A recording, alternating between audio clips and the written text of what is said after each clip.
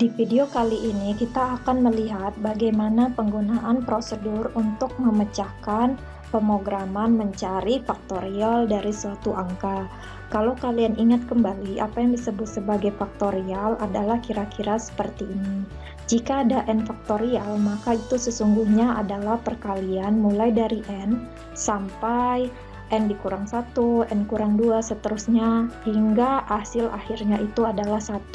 Sebagai contoh, kalau kita lihat 5 faktorial itu adalah 5 kali 5 kurang 1, 4 kali 5 kurang 2, 3 kali 5 kurang 3, 2, dan 5 kurang 4, ataupun jadinya 1.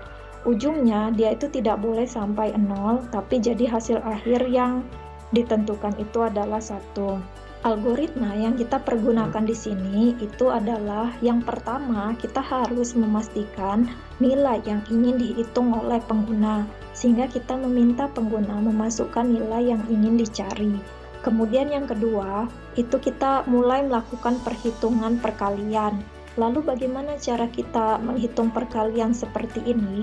Kalau kalian masih ingat pelajaran tentang control flow, maka kita bisa melihat ini sebenarnya adalah perulangan.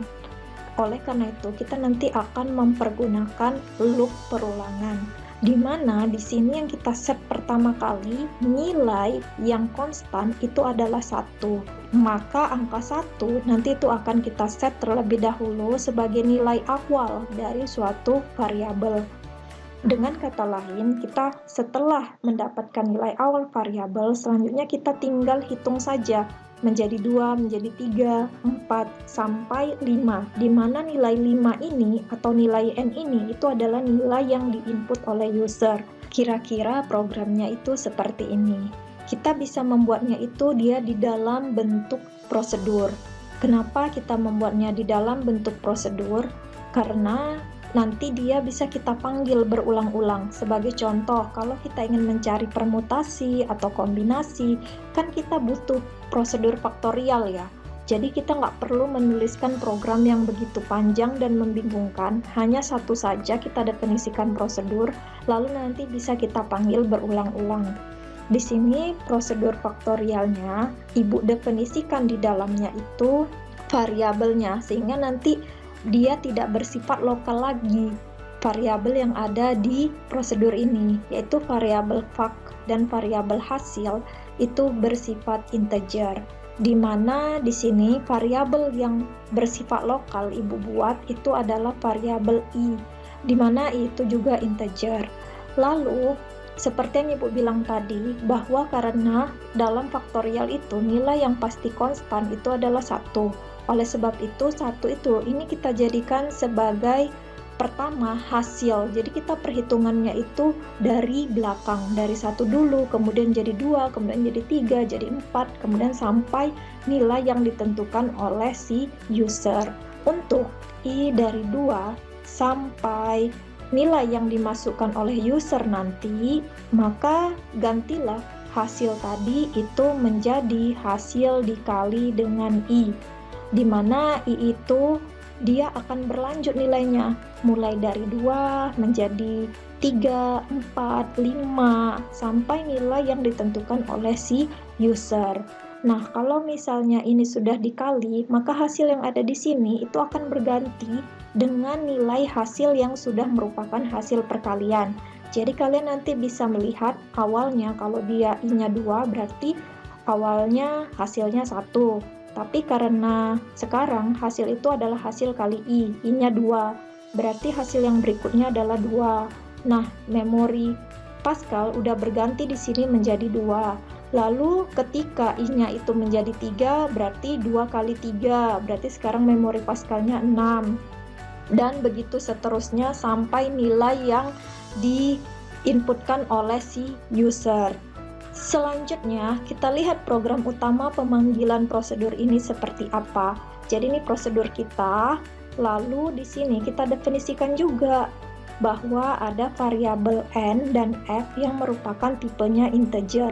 Ingat ya, kalau kita ingin memanggil variabel nyata dan menghubungkannya dengan variabel parameter yang disetting di prosedur, maka ini dua-duanya itu harus sama. Kalau ini integer, maka di sini juga harus integer. Selanjutnya, di program utama kita itu ingin meminta user memasukkan nilai.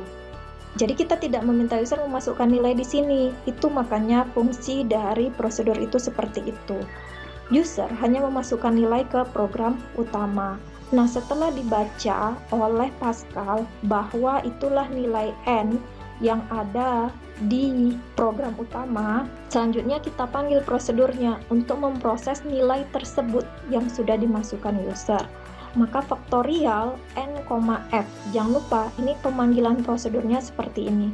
Prosedur kita adalah faktorial, makanya dia faktorial. Lalu di prosedur kita dalam kurung itu ada variabel ataupun parameter formalnya, yaitu fak dan hasil. Jadi sekarang yang bakalan diproses itu adalah variabel N dan F. Tapi nilai dari variabel N dan F ini nanti akan masuk ke prosedur sebagai variabel fak dan variabel hasil. Ini sudah kita panggil prosedurnya dan nilai NF nanti sudah akan kita inputkan ke nilai di prosedur. Selanjutnya itu prosedur ini akan bekerja sehingga hasil kita itu mendapatkan. Nah, ketika kita sudah mendapatkan nilai hasil, maka nilai hasil ini masuk kemana? Nilai hasil itu masuk ke sini, ke variabel F. Nah, selanjutnya kita ingin memberitahukan hasil perhitungan kita kepada user dengan menampilkan faktorialnya adalah nilai dari F tadi. Kalau ini kita runningkan, maka seperti ini tampilannya. Yang pertama itu akan muncul yang ada di program utama, yaitu program menanyakan berapa faktorial yang ingin diberikan oleh user. Kalau misalnya ibu ketik 5, maka selanjutnya itu akan diproses oleh si prosedur tersebut melalui proses ini. Dan selanjutnya itu dia keluar tampilan faktorialnya adalah 120.